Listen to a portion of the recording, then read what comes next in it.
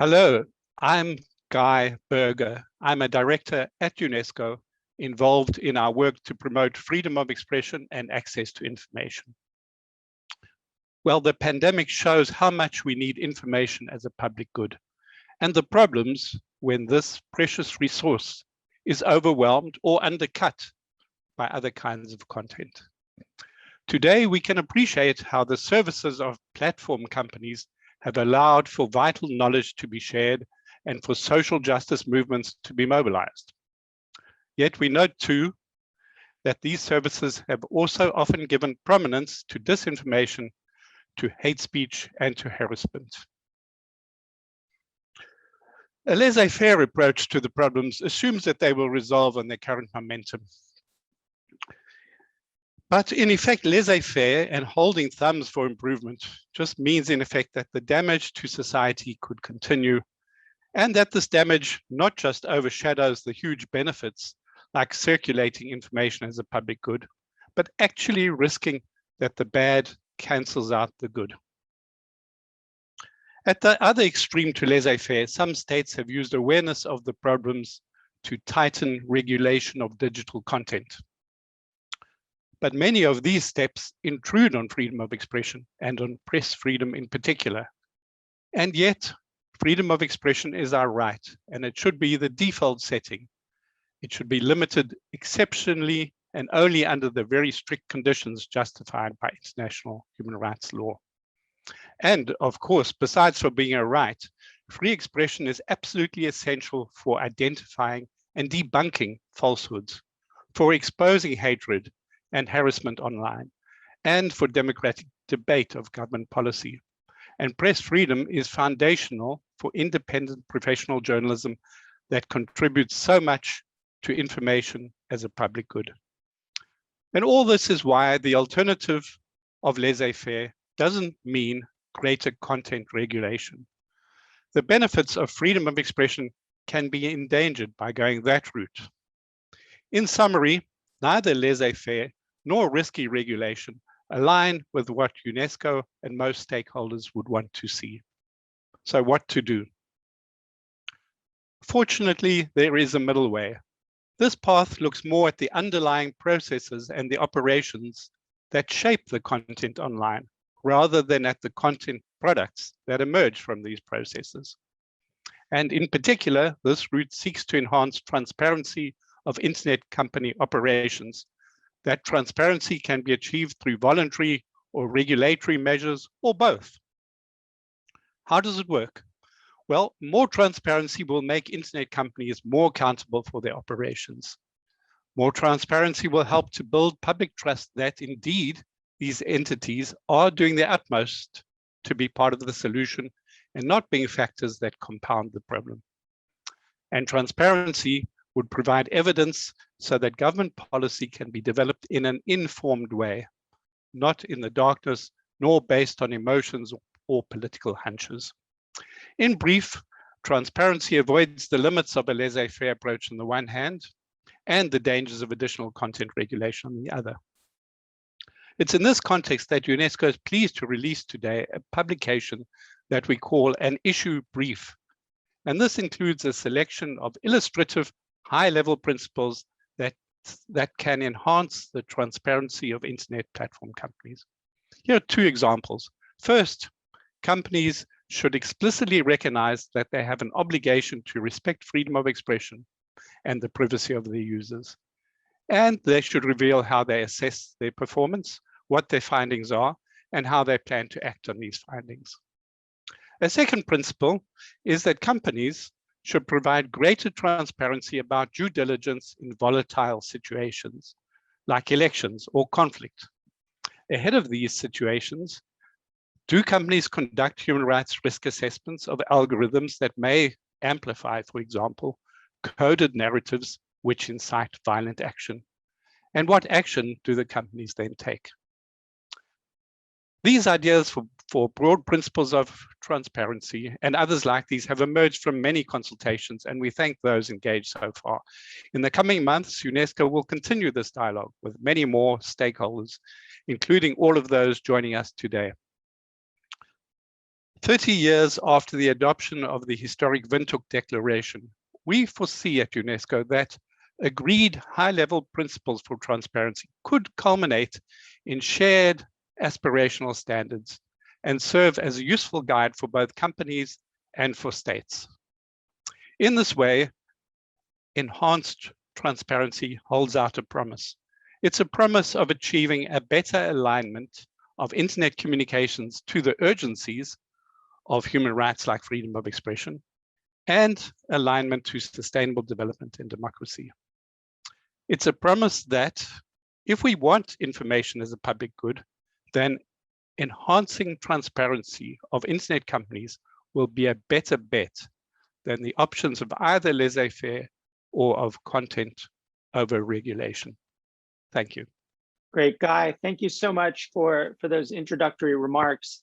I'm really excited to host this this panel discussion. And before we get to a broader set of voices, we're going to start with about 15 minutes or so with Sir Nick Clegg, who is the Vice President for Global Affairs and Communications at Facebook.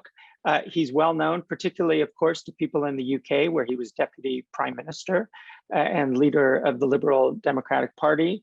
And I'm really excited to have him in particular right now, because he recently posted a really interesting, I would say, must-read essay over at Medium on the issues that we're talking about today. So, Sir Nick, welcome to our panel today.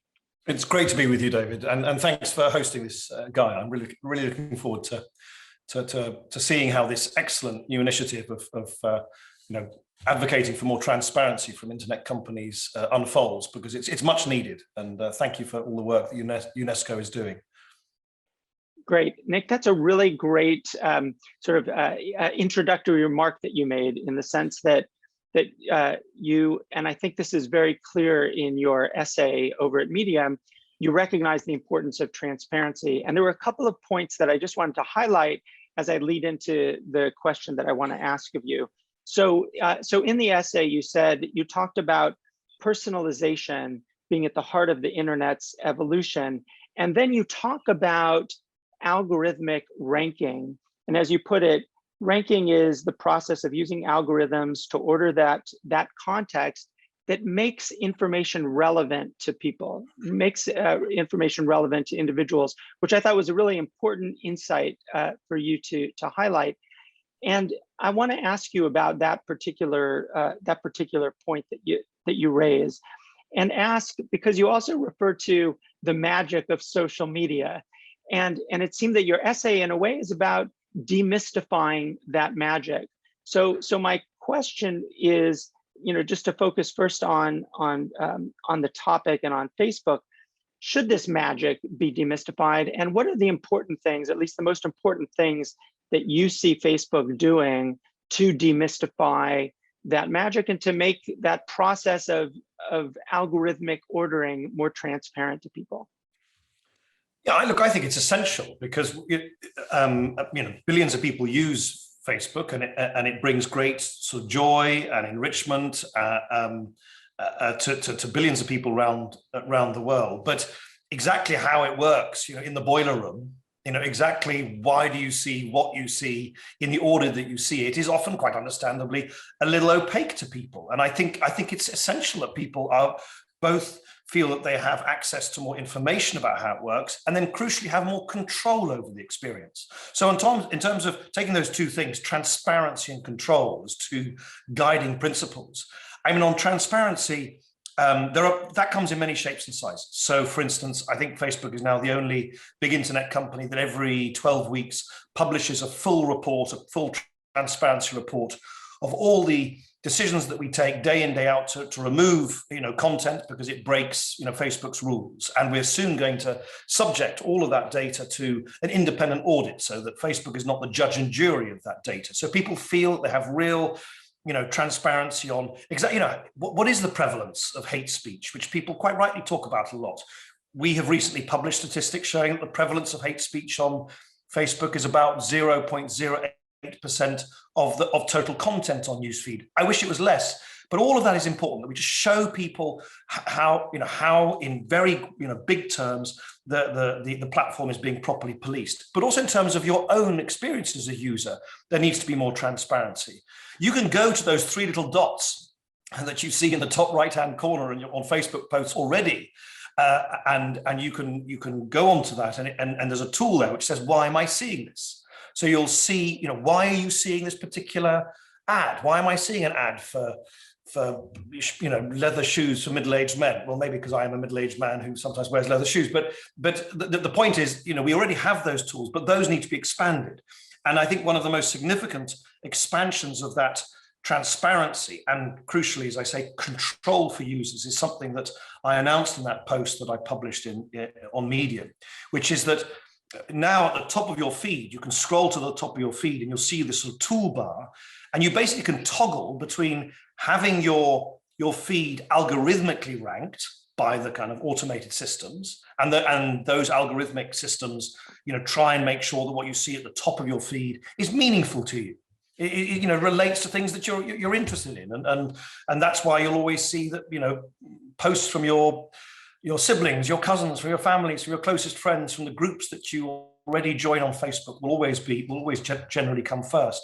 But more than that, you'll be able to switch from that to either just making the news feed chronological, so you basically override the algorithm, or which existed for some time, but it was always a little invisible to users. And that's a crucial point about transparency control. Unless it's visible and easy to use, then of course, the control is not particularly meaningful. And then the third thing you can do is you can, in effect, curate your own newsfeed by hand-picking the favorite people, posts, and pages that you'd like to follow. And this is all part of a much longer sort of vision where, I would love to imagine that in the time, in the months and years to come, we at Facebook will be able to say to people, look, here are some dials where you are in charge. You can turn up, you want to see more sport, you can turn that dial up or down. You want to see less politics, you can turn that dial down. You want to see more cooking, you can turn that dial up.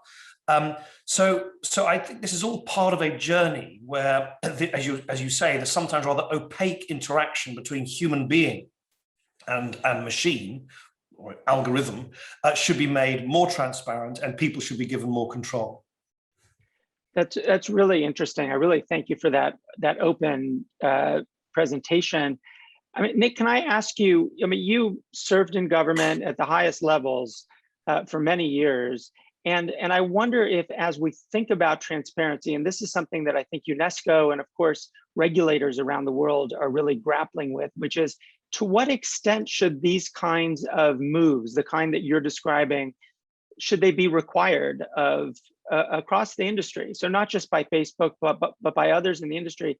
And maybe another way of putting it is, to what extent should what you just described be subject to regulation rather than simply, sort of the policy of a particular company? Oh, I think it's self-evidently desirable that private companies shouldn't be making the rules for themselves, however well-intentioned, however well-designed, however much, and certainly that's an effort that we're making, however much we try and subject our decisions to independent oversight, or as I just described earlier, our statistics to independent audit. Of course, it's more desirable for democratically elected legislatures to make the overall rules of the game, to lay those down in law on behalf of the people they represent. Look, I'm now living and working in the US, as you know better than I do, David. The US hasn't basically had any new internet legislation for 25 years, but the world has completely changed in that quarter of a century, and we need updated rules. And by the way, not only we need them, they're going to happen. So if you look at, in the EU, you've got basically a content legislation called the Digital Services Act, which is going through the legislative sausage making machine. In the UK, you've got similarly something called the UK Online Harms Bill, which will also go through its parliamentary stages sometime in the next year or so.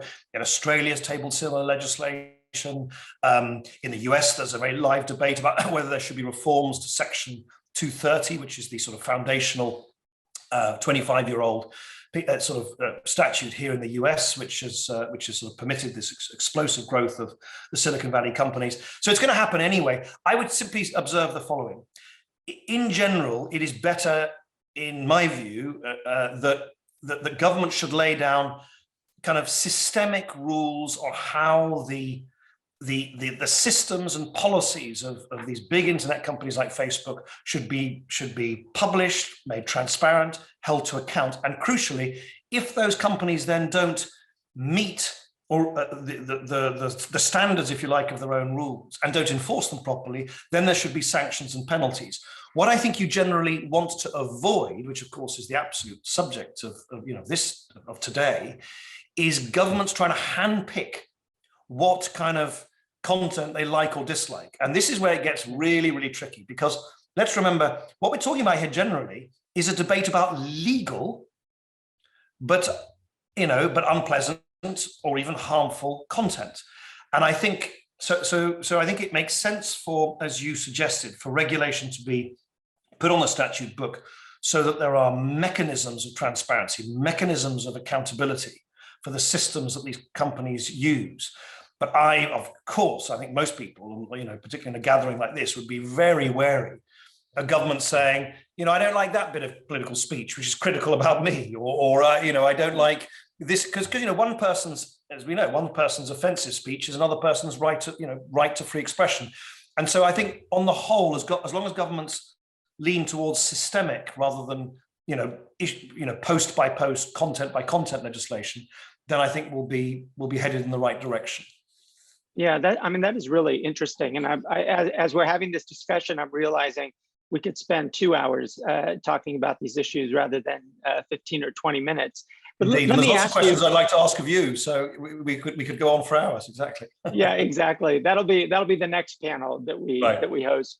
So I do want to sort of stay on this, because I think what you're identifying is something so important, which is individuals and really policymakers and legislators sometimes feel, and I know this is true of many of your former colleagues in Parliament in the UK, feel that they don't have enough information from, not just from Facebook, but from any of the companies. And I wonder if, as you were describing the kind of transparency reporting that Facebook is doing, whether there is more granularity that is possible in terms of the kinds of content decisions that the company makes. At the present, I think it is remarkable, if you look at the sweep of the last 10 years, how we've gone from zero transparency reporting to the kind that you've described. Is there something more that Facebook and other platforms can do to provide more information about the kinds of content decisions that they're making? And maybe I'll sort of soften that question by saying, is the Oversight Board that Facebook has created, that has really independent goals, is that a tool to try to make that happen? Oh yeah, you bet. I mean, look, we're on a journey here. These are young companies. I mean, Facebook's only, 16 years old. As I often say to people, Federer became #1 in men's tennis, I think the day before or the week before, something like that, before Mark Zuckerberg founded Facebook. So the Roger Federer era is still longer than the Facebook era. So, these companies have absolutely erupted in terms of size and scale in recent years. And of course now, and you always get this, you always get a gap between technology and then the rules and the parameters in which technology has to operate. It took a while for legislation to be introduced to put seatbelts into cars, and we're going through the same process. So of course there's more we can do. Now, I'll give you 2 examples where I think, I like to think that Facebook is innovating. One is that we have recently launched a significant new partnership with external researchers to better understand the use by American voters of social media in the run-up to the 2020 presidential elections in November last year. And we have given unprecedented data sets over to these external researchers. They will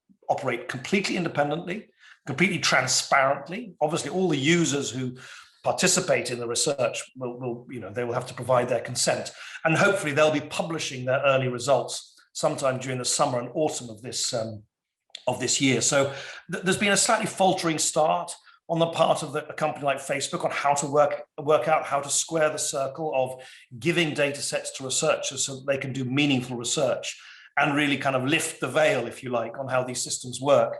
in an independently rigorous academic manner, but do that in a way which is consistent with our privacy, our data privacy obligations. But I think we're making progress on that, and we can do more. And on the Oversight Board, which, as you say, is a very new innovation.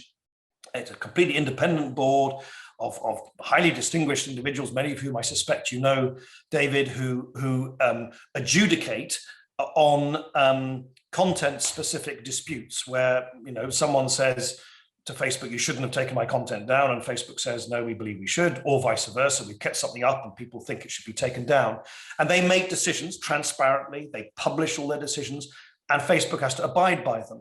But again, it's only just a start. I would love, for instance, in the long term, to see whether something like that, I mean, either perhaps could be put on a sort of semi or fully statutory footing by regulators and governments if they thought that would be useful, and or if it could be extrapolated to the industry as a whole. So I think, you know, we're all on a journey here, and I strongly agree with you that there are many innovations that we can do to enhance transparency, enhance user control, and enhance independent scrutiny and accountability of these big platforms by independent entities. Great. So I know we're right at the edge of your availability for us. So I just want to close with kind of two questions, but I want to make sure that I ask them.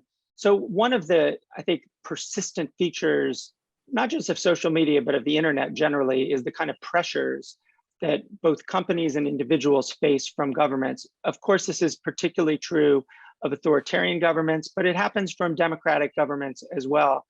And I wanted to ask you kind of two questions. So one is, Facebook does transparency reporting on government demands, and they tend not to be all that granular. And I was wondering if there's room for a little bit more granularity in terms of the kinds of pressures that you face from governments. I mean, this is an issue that I think has largely been dropped off the agenda in many respects over the last several years. So that's one point. And then the second one is on security. There's still continuing pressure on digital security, particularly issues like encryption. And so I wonder if you have anything that you'd want to add about those kinds of pressures on the company as well, and really on your users.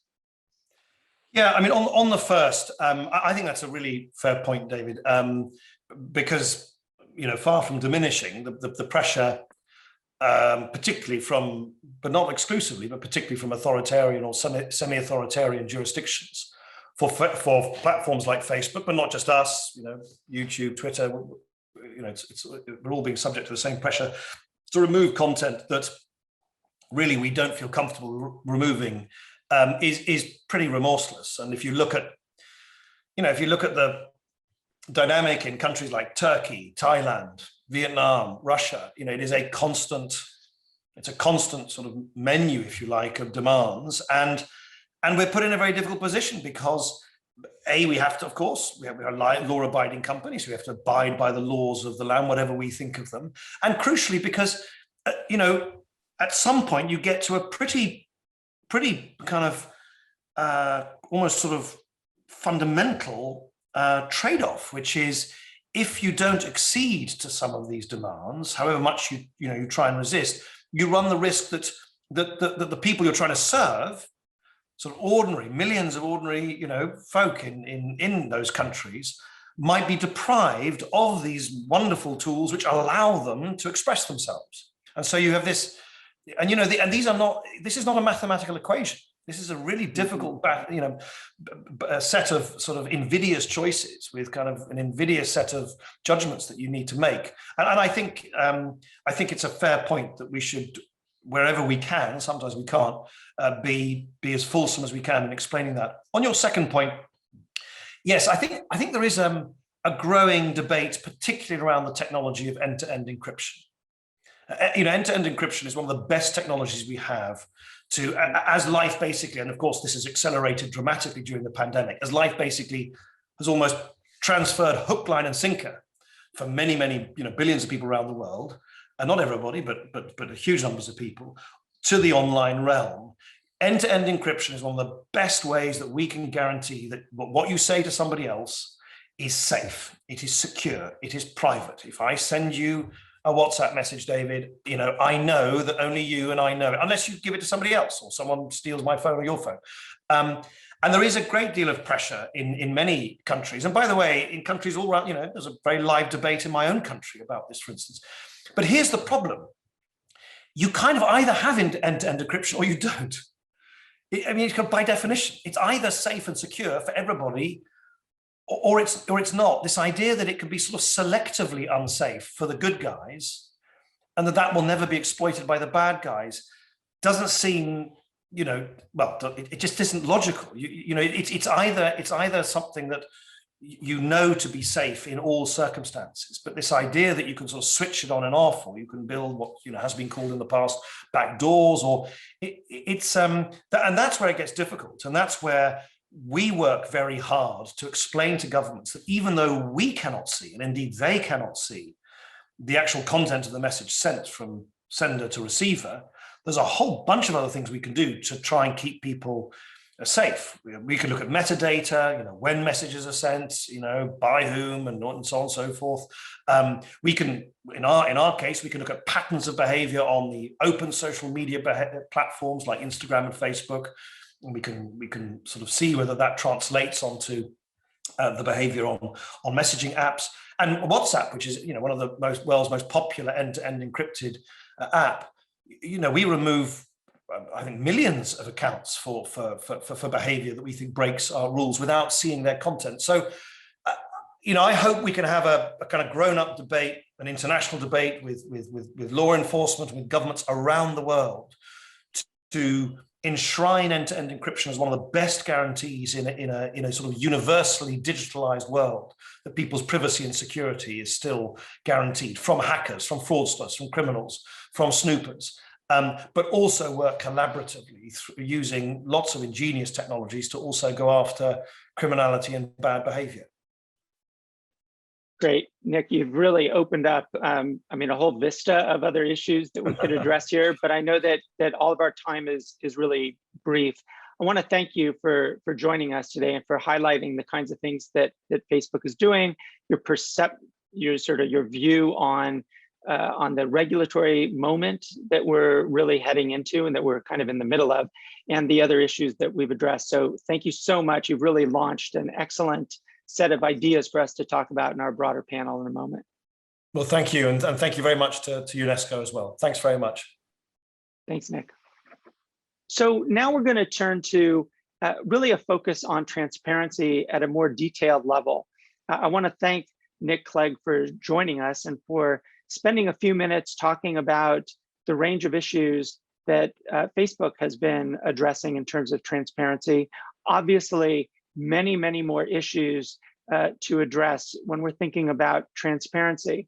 Now, of course, UNESCO is also putting transparency and access to information at the center of this World Press Freedom Day.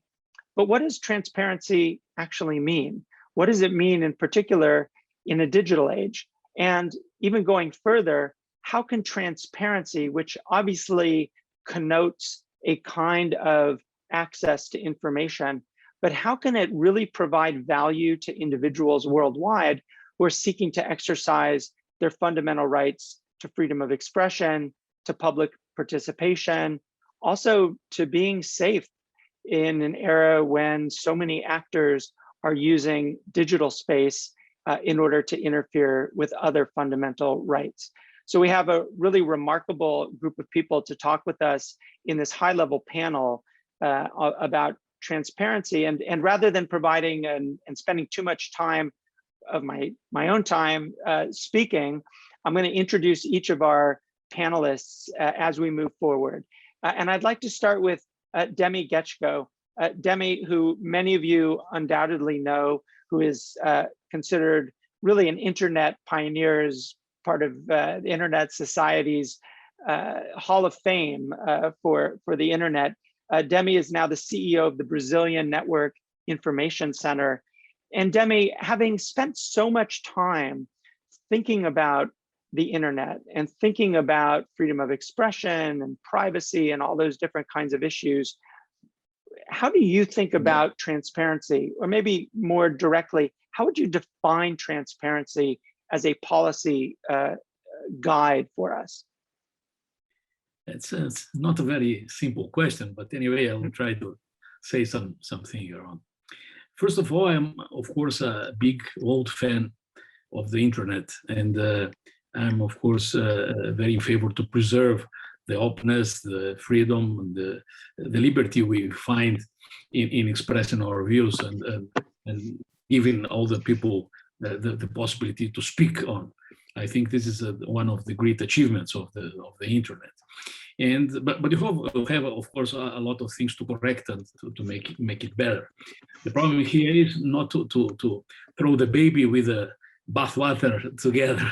And it's important to keep the good things and fight the bad things. I think transparency is quite important. It's very important for the users to know how they are in some way manipulated, or may say in lighter words, how they get what the platforms think they would like in some way. For example, we have of course a lot of algorithms running behind the scenes, and these algorithms choose what they think is better for you, not in bad faith. I'm not saying that there is something implicitly malevolent, but it's important to know the rules of the game. Then I think it's very important to have this kind of view of what's going behind the scenes for the better experience of all the users, and not to be confined in a small box of the same ideas and concepts. Then this is a double sword thing, because of course we have to provide privacy, you have to provide not interfering or monitoring or make vigilance of the personal content, the freedom of expression with privacy, but we have to provide them the information behind the scenes, how the things are constructed, and why they are seeing what the algorithms choose to show. Then, as first words, I think I will stop here. Thank you. Great, Demi, thank you so much. I'm going to come back to you on some of that, in particular, maybe to help us understand the particular Brazilian experience, given that Brazil was such a fundamental kind of starting place for so many of us with the Marco Civil. But I want to turn to Anna Herold. Anna, who is the head of the European Commission's DG Connect unit on audiovisual and media services policy. Obviously, the European Union, the Commission in particular, is thinking very concretely about what is necessary in terms of transparency of the major internet firms. I wonder if you could give us a little bit of a sense of how you and your colleagues in the Commission think about transparency, and think about it as a tool for improving the information environment more generally. Thank you, and it's indeed for me a great pleasure to be here to discuss these fundamental issues for the future of our democracies, because I think we all agree that while internet has been a wonderful tool, for helping people to participate better and maybe more easily, in democratic processes, of course, it has also shown these dark sides that that we are trying now here to dissect a little bit more, and also to provide some answers, because I think that that's the whole point, that we are trying to improve this wonderful tool as we go forward now in its integration in our societies. So indeed, transparency, which has been chosen very aptly by UNESCO as one of the main topics for this year's conference, has been in a way a leitmotif of our policy and regulatory approach at the EU level. We do have the ambition to at least propose a model for dealing with these difficult processes that Demi has already hinted at, the role of algorithms, the amplification, filter bubbles, the basic lack of transparency over the way platforms feed us with the information diet, no, on a day-to-day basis. And what we have done, we have indeed made transparency a regulatory principle in 3 main areas. And this has been something that I think is extremely visible if you look at the very recent proposal that we have given to our co-legislators to discuss only very recently, the Digital Services Act. So first and foremost, we would like to see basic information on the way that platforms moderate their content. No? So this is the first area. Terms and conditions that have to be clear, have to fulfill a certain number of criteria. And then we would like to see also better, especially from certain platforms, how they moderate content. Secondly, transparency as regards, this has been already said, algorithm, why certain content is being pushed to users, and also empowering users maybe to change the way in which content. So we are going a little bit, beyond the very principle of transparency, a bit adding on top also a level of empowerment for users. And then finally, commercial content, advertising, including, of course, political advertising. We think it is very important that we have this basic principle of, simply letting people know when they see content that is commercial, but also knowing who is behind that content and why it is proposed to them. So I think that is what I wanted to say for now, but of course I'm happy to discuss what we have at least proposed as our European way at looking at the informational space. Oh, great. Anna, that was super interesting. And I especially appreciate your phrase in looking at what the platforms feed us. And that's something I want us to drill down into a little bit more as we go along. But I want to turn now to Nanjira Sambuli. Nanjira, who many of you may know from her work on the Secretary General's high-level panel on digital cooperation, her work as deputy on the Secretary General's panel on women's economic empowerment, and her current work on the board of Development Gateway. So many things that you've done, Nanjira. And I want to ask you, having really taken a look from the inside of the UN system, but also from a real rights-oriented perspective, what do you see as essential to our conversation about transparency? What are the features that you would want to highlight as we start to think about how transparency can be a vehicle for rights-respecting policies, whether it's regulation by government or company policies directly? I think, building on Demi and Anna's contributions, we can think about it as a function of technical guardrails, but I think the real source of it is also a conversation and a question of power and where power is concentrated. So on one hand, we have these companies and these platforms that have immense power in controlling, as Anna was calling it, our information diet, and even when and how we see it and when we do not see it. And to illustrate, we had a very interesting example just after the January 6th insurrection. Around the same time, Uganda had an election, and Facebook, as a platform that is really like a public utility in Uganda, decided to similarly deplatform a few members of the ruling party, and without really giving a transparent explanation on the go around why that was so. And seeing how that shaped up politically is very important to show us about how much power such platforms have, but how counterproductive to it can be if it's not used, or if it's an environment in which they did this without consulting with the government, and even the question of who they actually consulted. It soured the understanding of who can switch on and off what we see and when we see it and at what times we see it. So the question of power is really important, even as we talk about technical guardrails, whether it's laws, regulations, or otherwise, when it comes to transparency, accountability, or other principles and values as we see them as regards this.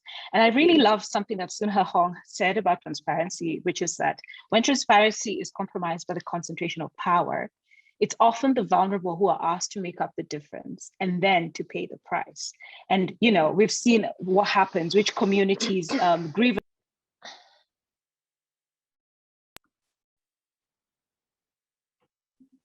Sorry about that. Communities' grievances to shape what become platforms' policies, you know. And you can take whether global South perspective or minority communities perspective in any community. It really does go back to that question of power, who is seen, who is heard, but more importantly, who is not seen and who is not heard. So that it's a wrangle within companies themselves, within political systems themselves, but it's something we must always keep an eye and ear out for. That's great. Nanjira, I'm going to want to come back to this point about power, because I think that's, at the end of the day, that's in a way the essential question isn't only what is transparency, but how do we get there and who is responsible for making decisions around these issues? And also, how do our decisions around regulation or if it's company policy, how do those, in a sense, reinforce the kind of power that you're describing? So I definitely want to come back to that in our discussion. But last but not least, I want to bring in Anriette Esterhuysen. Anriette, it's great to see you. Anriette is the chair of the Internet Governance Forum's. Good to see you, Anriette. Chair of the Internet Governance Forum's Multi-stakeholder Advisory Group, also known to many people as the MAG, and was formerly executive director of the Association for Progressive Communications, APC. And so, Anriette, I want to ask you the same kind of question that I've been asking your co-panelists as well, which is, what do you see as the principal value of transparency in terms of promoting an information-rich environment? What do you think are how should we understand transparency in this context? Thanks, David, and I hope you can hear me. I'm connected through my mobile phone. In fact, I'll pick up with what was just said about power, and I wouldn't replicate what others have said. I think transparency is very important. I think ranking digital rights identified 3 areas, and I think Sonia mentioned them as well. The transparency standards for ad content and targeting, standards for content moderation, and for algorithmic systems. But I think when we're looking at this from the perspective of the public interest and the impact and the power that these platforms have, I think we should be cautious about not stopping at transparency and transparency standards, because I think what we've learned also from other areas of governance is that transparency is often not enough. It's like open government is not enough to achieve good government. Open government can be a precondition or a tool for better governance, but just making information available is not sufficient.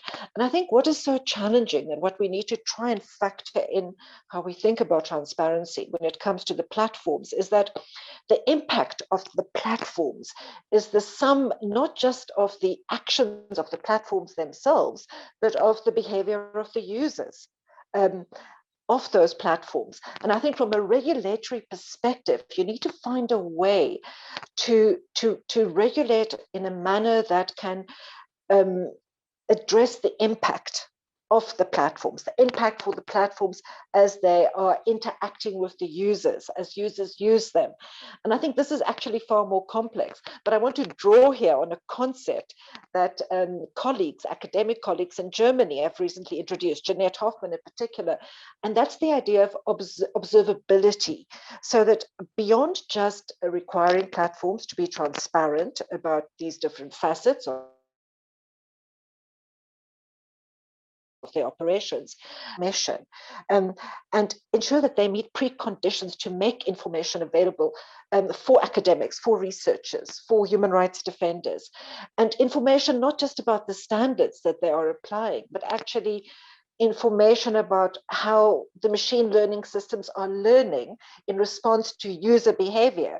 Because just being transparent about your algorithmic standards is not necessarily going to help human rights defenders be able to understand how those systems are evolving and interacting with the content and the users that are interacting with the platform. So I'm not sure if the concept is clear enough, but I think beyond just transparency standards, we also need to demand access to information on an ongoing basis so that the impact and the behavior of these platforms can be observed. There's societal impacts, in other words. So transparency is a starting point, but it's not enough. That's great. So this, in the context of really less than 15 minutes, we've highlighted, I think, some key themes. In fact, like the themes that drive so much of both the need for transparency, but also I think some of the complications and maybe the limitations of transparency as an idea in and of itself, right? Without being connected to other kinds of policies, whether it's to power and concentrations of power, or it's related to the regulatory framework and freedom of expression and content moderation, or Anriette, as you were suggesting, taking it to that level of observability. And I want to sort of drill down into each of these areas. And I want to start with Demi, because you raised the issue of a kind of algorithmic transparency. And I wonder if you could help us understand a little bit what that would look like. There's a way in which algorithmic transparency, I mean, as a phrase, which might not help us get very far, might reinforce some of the opacity, some of the opaque qualities of the digital age, because few of us really can understand what an algorithm is when it's looking at the software that constitutes it. So I wonder if you could help us understand what should, in the context of algorithmic transparency, what should we be looking for? What should some of the tools that go beyond the buzzwords look like? Okay, thank you. See, I'm not saying that there is some kind of conspiration theory in the algorithms to make us bad persons or something like that. But the fact is that the model, the economic model of the platforms, of course, is basically on advertising and keeping us connected the much of time as possible. Then, of course, the algorithms trying to design or maybe trying to match what will be our preferences and serve us with the feed that make us more comfortable. This is different if you are reading a newspaper. You can stumble to different points of view, to different news, to different aspects of the same fact. This is much more rare, much more seldom to occur in the platforms, because they will serve you what they find you will like. And this is bad, because this constructs the famous bubbles we always see and said about, and this cannot permit you to have a wider realm, a wider vision of the things. Then, of course, could be good for the business model, because keep you happy and confined to what you think is correct. But it's a feedback, a constant positive feedback that make you comfortable in a situation that is far from the reality, each time farther than the reality. And for me, it's important at least to let the users know that we are trying to serve them this kind of food, and they can choose if they prefer or not this kind of automatic feed of information. But of course, it's not an easy thing to do. Thank you. Maybe if I could stay with you, Demi, just to ask you this follow-up. Nick Clegg recently posted an essay over at Medium in which he talked about personalization being the sort of the guiding force of the internet in a way, which I think isn't exactly right. It may be the guiding force of social media, but not necessarily of the internet. And I wonder if there's a way in which transparency, according to the way you just described it, goes against that idea of personalization, which also therefore may go against, counteract the very business model of social media. Is that something that you think is what transparency might have an impact on? I think that the personalization could put the load on the users. In some way, it alleviates the problem with the side of the platforms and put all the blame on the users' shoes and what users choose. But I think this kind leads us to another kind of problems. We saw a lot of problems in the internet because of this eagerness of the users to speak something or to be involved in something without having a much profound vision of the things. I think it's important for educated user to open, to make wider the possibilities of reading different points of view, even if they prefer, of course, some kind of view, some kind of bias. Then it's a slippery slope to say if we let the people to personalize the feeds, we are read from this kind of problem. I don't think it's a good way, can cause other problems. Of course, I'm in favor of personalizing things, but this is for the user. I don't think it's really a solution for the problem. Right. Interesting. Anna, if I could ask you to sort of give us a sense of how the Commission is thinking about this particular issue. And I think it does cut across the three different areas that you mentioned as being central to the European Commission, to the Digital Services Act ideas around, basic information on content moderation, algorithmic transparency, and ad transparency. All of those things seem to be connected in this way. And I wonder if you could reflect for us a little bit about how the Commission is thinking about that balance between transparency and user control. How does transparency get us to that point where if we're thinking about personalization or even targeting of information to individuals, how do we get to the place where an individual through transparency can exercise a bit more control over their information environment? Thank you, David and Demi, for this very interesting insights. Because in the end, it boils down, as I think Demi said, to giving the user the possibility to define a different experience, no? And this is what we are trying to address with the Digital Services Act. And as I said, going a little bit beyond the transparency.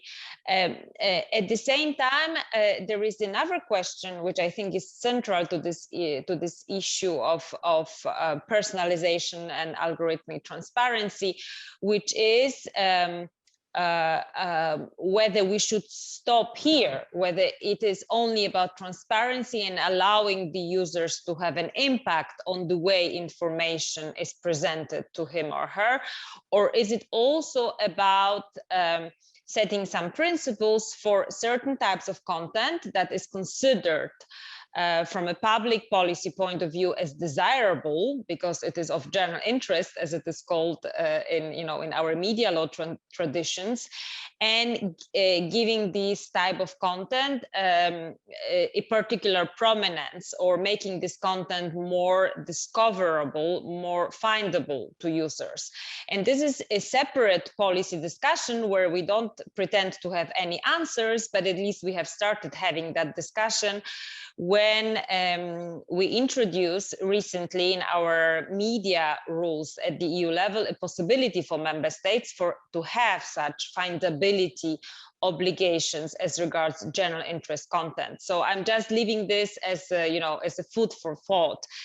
And then on top of that, if I may, just one additional point which is linked to this, I think what is extremely important is that on top of whatever we can provide in terms of transparency and in terms of empowerment to users, there is also, and it links, I think, very well to what Anriette said about, as she called it, I think, quoting from German literature, observability. I think it is extremely important to principle to make sure that not only the users can interact better with the tools they are giving at their disposal, but also the research community and the regulators know more, because I think we are building up here a pool of expertise that we don't have, that so far only the quite limited circle of people within the online platforms community or within the internet community actually even know about. Of course, people like Demi know very well, but not necessarily all of us, and not even our regulators. And for that, we also introduced a specific provision into the DSA on data access for researchers, for regulators, to better understand, this virality of content online and how what sort of societal impact it can have. And last but not least, what we are also trying to put in place is a system in which platforms themselves assess those risks that that this algorithmic universe creates around, and this phenomenon of virality amplification, and that they try to also mitigate the possible negative risks it may have on fundamental rights. So this is what we have in mind when we speak about the risk mitigating measures that platforms will have to put in place, and then also submit all those measures to external audit, which I think overall, will increase the second level of transparency, not vis-a-vis the users, but also vis-a-vis, let's say, the public oversight and the, on the one hand, researcher community, but also the regulators community. Right. Really interesting, and really, really interesting to see how you're thinking about this in the commission. Nanjira, I want to come back to sort of tying this discussion to a phrase that you used in connection with the situation in Uganda, I think it was, where you talked about the internet companies, and perhaps Facebook in particular, as being like public utilities in a way. So, and I think that really highlights the kind of power that you were discussing. I mean, there's the question of the power of the companies, which have obviously massive impact over public information space. And then there's the question of the power of governments, which exercise some of that power over individuals, sometimes over companies in other contexts. And I wonder if you could help us understand a little bit your own thinking about how we ought to think about transparency, and also bringing what I understand sort of the message around power to be bringing that kind of power to a more democratic foundation. To your mind, what does that look like? I mean, we've heard a little bit, in terms of the Commission in Europe, putting a real regulatory power behind some of this. What do you think are some of the key tools that we need? Yeah, I mean, and just situate it properly in a way, to have transparency about, say, access to information as a transparency measure in a situation where I do not have power to question a platform or a government, it's in a way useless. And that's why to say transparency in and of itself, as Anriette was saying, is important but not sufficient on its own. Nor is access to more information in an environment where I can neither question or have any form of recourse very helpful. And I think another challenge we have with transparency standalone, as we're investigating it today, is it typically is after the fact, and typically the fact being a harm of sorts. And so being in an environment or in a disposition, that's or the shapes the news, you can imagine that it can even become, I think, is just nice to have out there, but it's not valued for what it could be. And so situating it in the dynamic that different actors experience, especially for emerging markets, that for platforms are maybe only going to be considered down the line, or for platforms and governments that are pressuring them to handle information differently. It really does help us to understand that there's different configurations of transparency or accountability or any other democratic value we need to think of. And going back to the platforms themselves for a minute, is just to say, as they gain more and more power and become utilities in parts of the world, just because they may have the transparency reports, the way ranking digital rights and others may show us, does not necessarily mean that either democratic as well.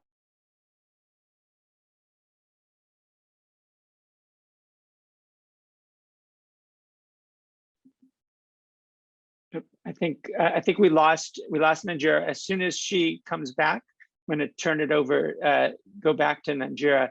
But just to make sure that we keep our time, I want to turn to Anriette. Anriette, I mean, you've been involved in this space for quite a long time, and you've been involved from the perspective of not only asserting and ensuring and advocating for fundamental rights, but also, in the context of the MAG, seeing these issues from this real high level and seeing all of the different stakeholders engaged. I wonder if you could give us some insight into the direction that you see some of these issues taking at the global level. And so maybe to put the question a little bit more directly, what are the ways in which forums like the IGF or even UNESCO at the global level can really push to make transparency, not just the question of here's some more information that you have about the platforms or about government policy, but here's this information that you're getting through transparency processes as a tool to ensure access to information, to ensure public participation. What role can the global institutions play?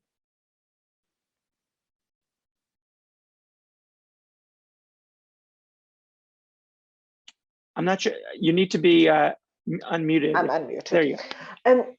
Actually, as a matter of fact, the Internet Governance Forum this year, which will take place in December 2021, it will start with a preparatory work, has this issue at the core. In fact, one of the two main issues is looking at human rights, economic inclusion, and then looking at emerging regulation as a crosscut is also what we'll be doing this year. And I think the reason that the IGF is a good space for this is because it has to be a dialogue or a debate between different stakeholder groups. You asked earlier about business models. I think we tend to assume that these business models are static, but they are not. They've evolved. We have many different types of platforms. Not all platforms have identical business models. And these business models constantly change as technology changes. And I think regulation has to respond. And I think that's the value of a forum like the IGF and other UN spaces like UNESCO. It can bring together business with civil society, with the research community, with the technical community, and with government and regulators, because it's not a simple issue. And I think my concern, in fact, is that what we're seeing now as a trend, where very powerful companies can engage in a bilateral conversation with very powerful governments, and in fact agree on an approach to regulation, which might in fact reduce accountability at a global level. So I think having spaces where we can really look at this from different angles, look at the pros and cons, look at the data, and look at transparency as not just a tick box principle, but really a tool for democratization and for I think really for utilizing these platforms' potential as a public utility or as a platform for public information. Because I think that's very important. You asked Nanjira that question, and unfortunately she dropped off, but she'll speak again. I do think they have value.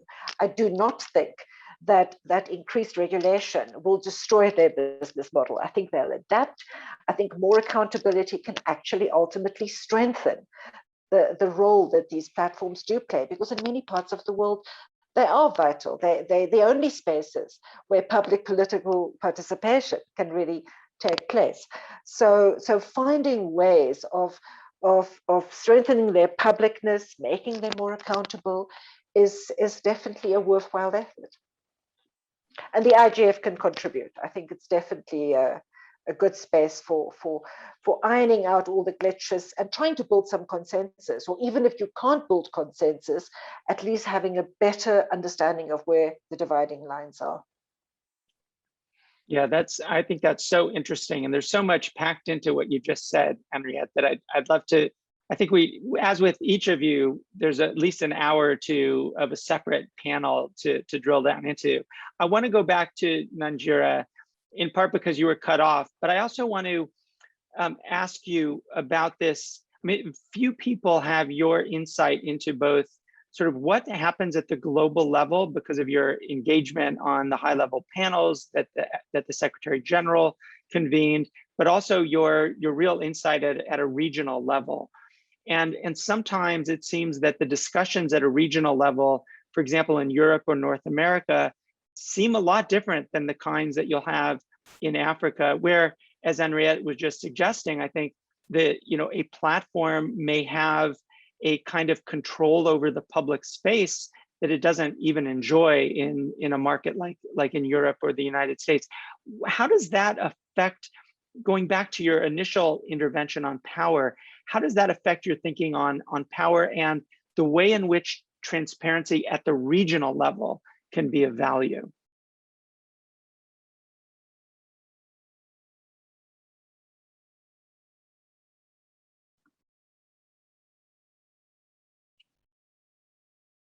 Okay, I think we can hear you. Yeah, I hope you can. I mean, we might need some Zoom transparency for this one. I don't know what's happening today.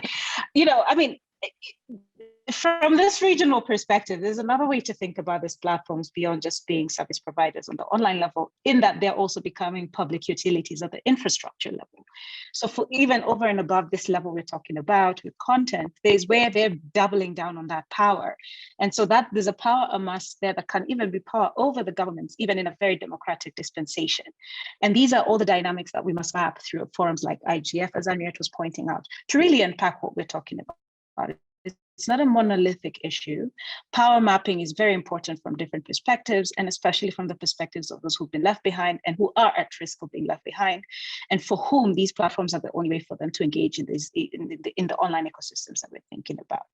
And for our parts with our governments, is a question of how we can get them, and especially whether it's through what would be called G77 or other formulations in the multilateral system, to bring that perspective of emerging economies and where they are in so far as setting up the infrastructure and their online economies goals, to shaping up the way policies are spoken about at that global level.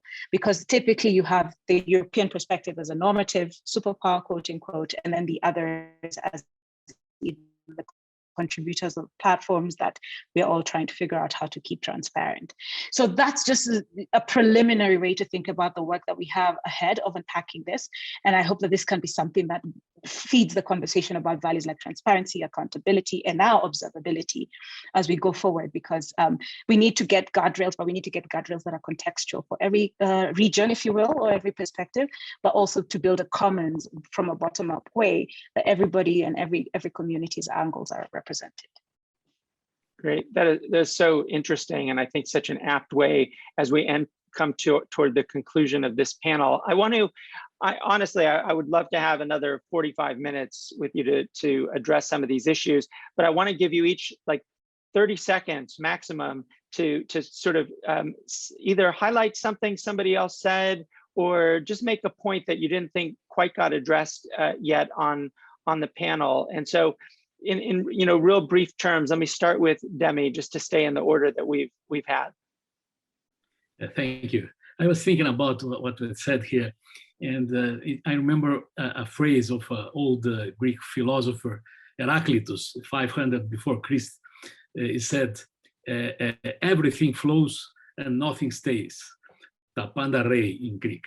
This means that we have to struggle to keep the internet flowing, to have a single internet, not a splinter net, and of course try to avoid the problems we have now, but not to lose the view that we have to struggle for everything flowing freely in a single internet. Thank you.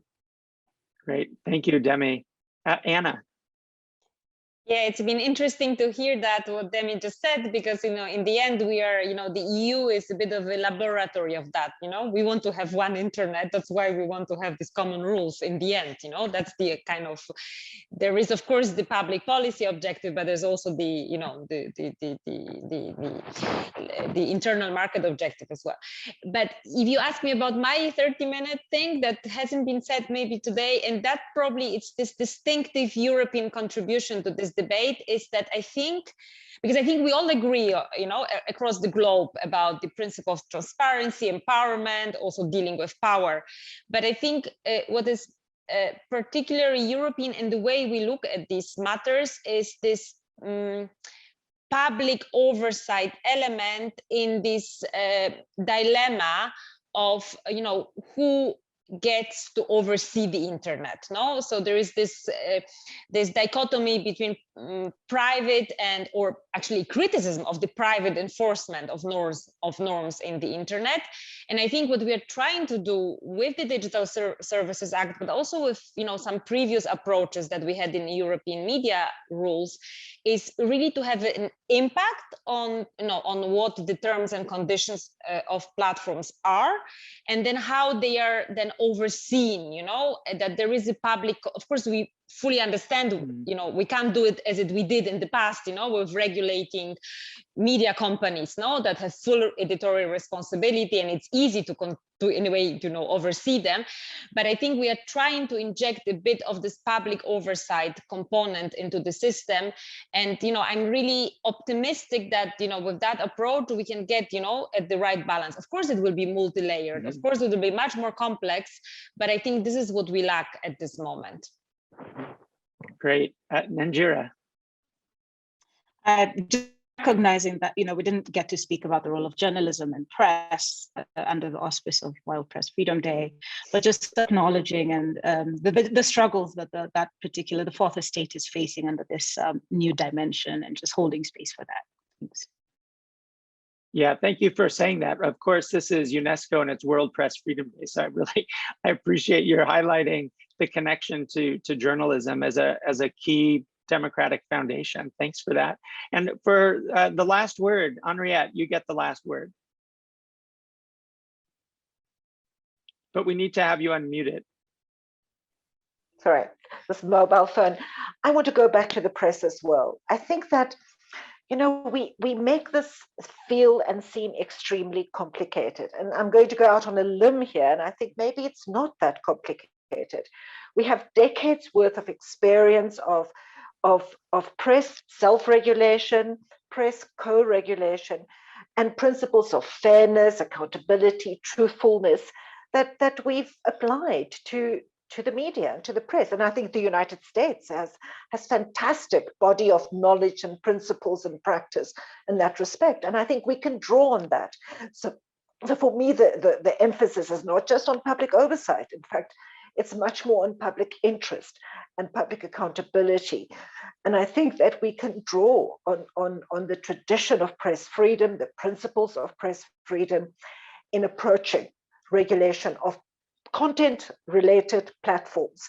And I think the business model that they've evolved over time is one that I think is very suited, in fact, to some of these good practices and established principles that have maintained press freedom as such a vital tool for knowledge, for development, and for democratization.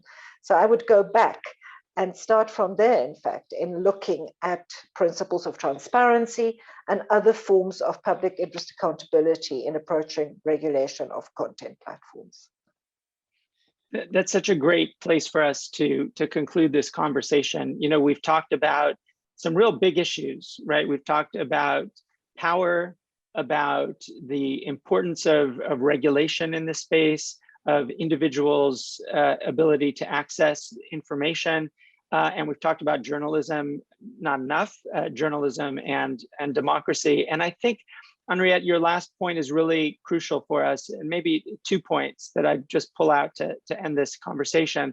The first being that public interest can serve as a kind of organizing principle for all of this, and the public interest should be understood in its largest most capacious meaning, I think. And the second part is, I agree, we don't need to reinvent the wheel, as we say, right? There is so much learning to be had from regulation of the media in the past, from the co-regulatory press council models that survive and thrive in many parts of the world.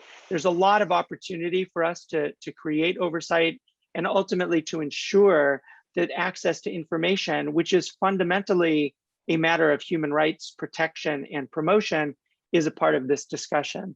So I really want to thank all four of you for participating in this panel, for being part of this launch of the UNESCO paper on transparency, and also I think for being a part of the debate in your own work and moving the issue of transparency from this kind of mantra into something very specific and meaningful to people. So Demi, Anna, Nanjira, Anriette, thank you so much. And I hope you stay safe and stay healthy.